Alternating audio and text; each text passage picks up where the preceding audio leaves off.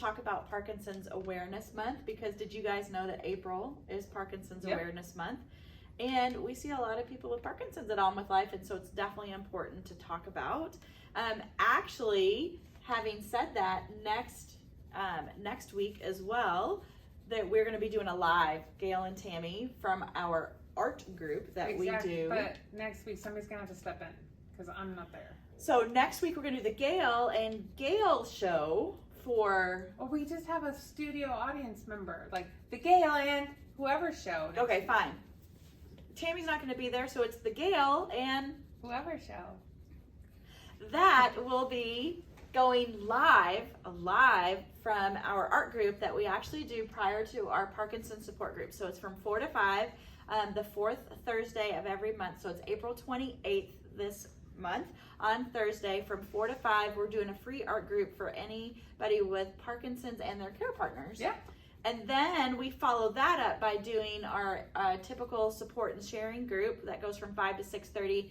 And this month we're talking about medications and basically what do you need to know about that. And that is also free at On With Life next Thursday. Yeah. So that's what we're doing. But who's this cat? Who's this guy? Oh, I suppose we should introduce him. Hi, my name is Mark Bowman, and I've been diagnosed with Parkinson's about 3.5+ years ago. But the question is, how long do you think you had symptoms prior to being diagnosed? A few years before that, obviously, different things going on. I've had tremors for a long time. Thought I had anxiety, probably did have some anxiety, but I think a lot of it is tied to, because I always, for quite some time, had tremors. My walking was weird with my head and neck, and it was diagnosed with cervical dystonia before that, which is probably more Parkinson's symptoms, more than likely. Well, and then that's actually kind of interesting because a lot of people get diagnosed with X, Y, and Z before they actually get to the true Parkinson's diagnosis. Mentally, I was kind of like a basket case, probably for the first 6 to 9 months. I know my wife, she kind of got tired of me, you know, because I Dr. Google. You Dr. Googled, didn't you? Oh, you bet. People do that. Mm-hmm. I'm still grateful for what I can do. I'm slow. One thing I'll tell you guys, this is really weird. A couple of months ago at my grandson's basketball game, he was shooting hoops after the game, so I was rebounding because I love to play sports. Okay. And I can't really shoot because of my arms, because of quickness, and so it's hard on my arms. But I went to go after a ball, my feet didn't move, I crashed. I couldn't believe it, on my kneecaps, right on the floor. Oh. And it scared me.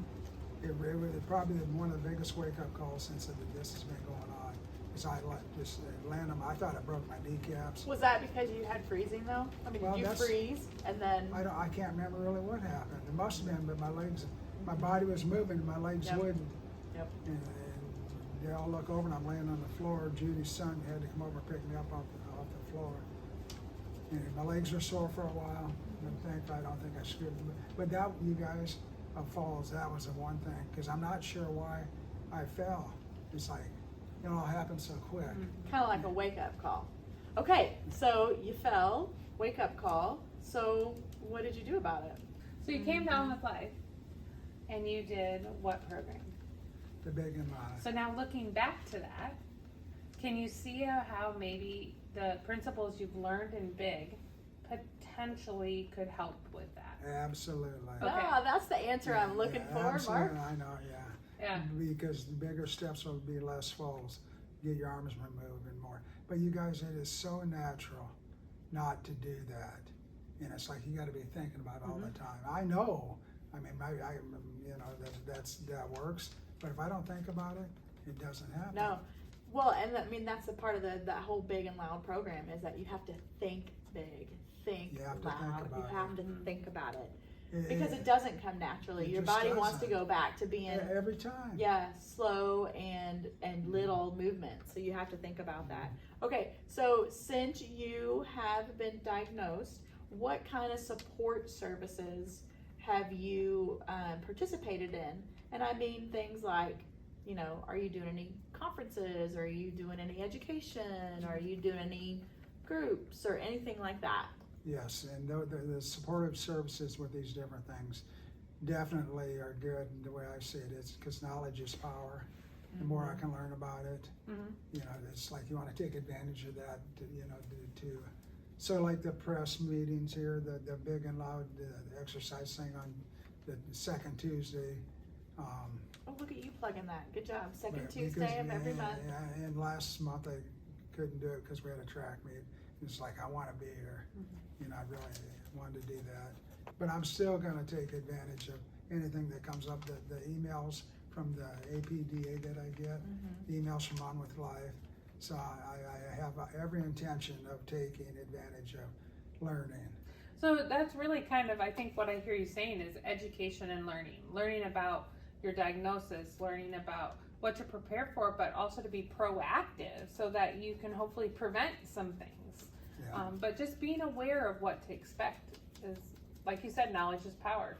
Yes, absolutely. But also, what about support groups? So do you enjoy kind of the social aspect of the support group? And what about that? I do. I love to talk to people. Yes, he I does. love, especially when it's in a group. I'm more quiet, although I'm coming out of my shell a little bit that way. You know, through work, it's helped me with some of that stuff because with what I do, somewhat of that. But I love to meet people just to hear their story, and we can learn from one another. You know, I think the way God intended this is we're better together, you guys. I would absolutely agree with that. And people care. And one thing, one key takeaway, I guess I would say with Parkinson's versus other diseases, there's a lot of people that have this. It is kind of a small circle of friends. Like when you say, "Oh yeah, I have Parkinson's," how many people? Hey, I know somebody. Yeah. So there's a lot. No, there is, and I think too, people. when we think about Iowa as well, Iowa's sort of like in that belt of a lot of people who end up having Parkinson's, and they're also at this moment in time they're talking about how there's an increase in Iowa, and how a lot of it has to do with some of the baby boomers are now beginning to be sort of that age where Parkinson's becomes a little bit more relevant. And one thing I will add to this, you guys, is at first I think it's a death sentence. It's not necessarily that. And by doing these programs and these exercises is going to give you a better quality of life. But it's not necessarily a death sentence. I mean, because nobody knows what's going to happen in their life, you know. And Jude and I have talked about this a lot, because when you get diagnosed with some things, that's, my first thought was, I'm not going to live to be old enough to maybe see my grandkids get married or something. You know, that's kind of the mental things, but it's not necessarily going to be like that. I mean, because nobody knows what's going to happen in the future, but you want to get the most out of your life and being positive, because it doesn't do any good to be negative. Not at all. That's where Dr. Google can be kind of scary, right? Because you type in Parkinson's for a long time, it really wasn't. It like you said, a lot of times people thought, oh, it is a death sentence, but really that's not the case, and that's not what we found through education and knowledge and research, that it isn't a death sentence. Yes, there are things you exactly. can do, but when you Google those kind of things, it's always the bad scary. things that It's come always. up first, right? So I'm thinking, as we are internationally syndicated with the Gail and Tammy show, and you have some people who might be just diagnosed, they're newly diagnosed. We're talking about Parkinson's Awareness Month this month, all of April. What are you going to tell them to go do?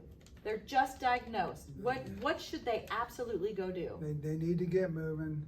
You know, the big program, big and loud program is good, but activity is good. It's good for anybody, whether you're diagnosed with a disease or any, move what you can, but if you can't do a lot, do what you can do. And I definitely have to remember that, because when I started, I was so gung-ho.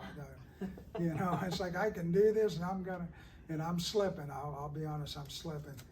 But when you guys say it's like your medicine, that's a good way to put it.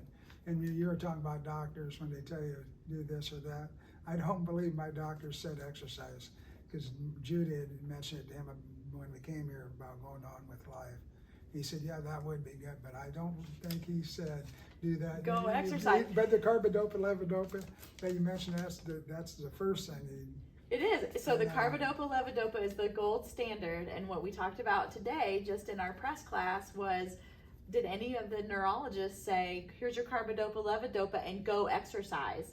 And nobody's said that, go exercise. And so we know that there's such an important component of exercise in Parkinson's. And what we talk about in one of our catchphrases is, exercise is your other dose of daily medication. And I think that's incredibly important. Not only just the medication, but exercise has to go with it. It's a great way to look at it, definitely. And it's fun. I mean, it can be fun. My granddaughter and I do them together, and she's always trying to hold me accountable. 9-year-old granddaughters, and like you're saying, do them together with people. And Judy, sometimes she'll do them with me, and sometimes she won't. Which, you know, but I think the key thing that you said, exercise can mean so many different things to some people that they may like, I'm not going to go run a marathon. It's just that movement, right? It's that getting yourself moving and keeping yourself mobile. That's important. Yeah. And, you know, one other thing I'll throw in there, like coming here to do this stuff is fun. You guys like to laugh. I love that. It helps with a positive attitude, but it's fun. And I'll get to meet more people, you know, as we get back out of the post-COVID era, where we're meeting in person more. That will help. Well, and I think you learn, I mean, everybody learns from it. And even though we might be providing education, I'm still constantly learning from this group of people with Parkinson's and their caregivers. And so it's a continuously, like, we're just constantly learning. And I appreciate everybody who comes to participate, because they're also teaching me. Yeah, because you guys have a lot of knowledge here.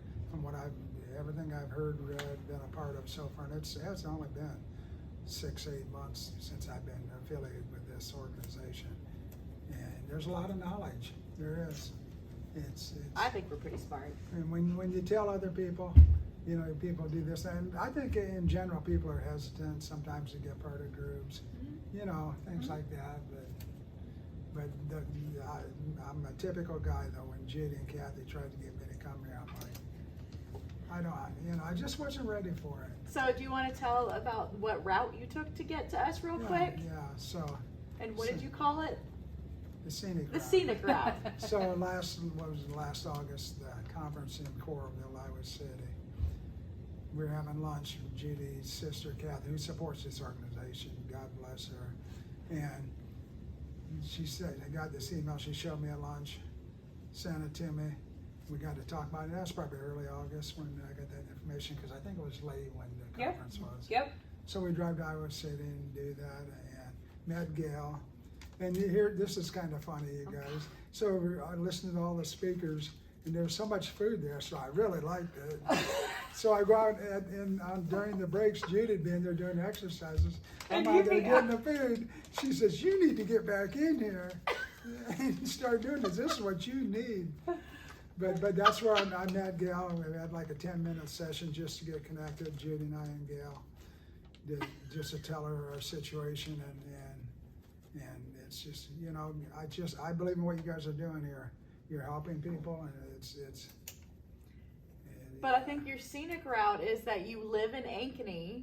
You drove from Ankeny to Iowa City to attend an On With Life conference, to come back to Ankeny to participate in therapy. A little windshield time. It's fine, it's fine. Just the scenic route. But hey, it doesn't matter, but you got here, right? Yeah, it's.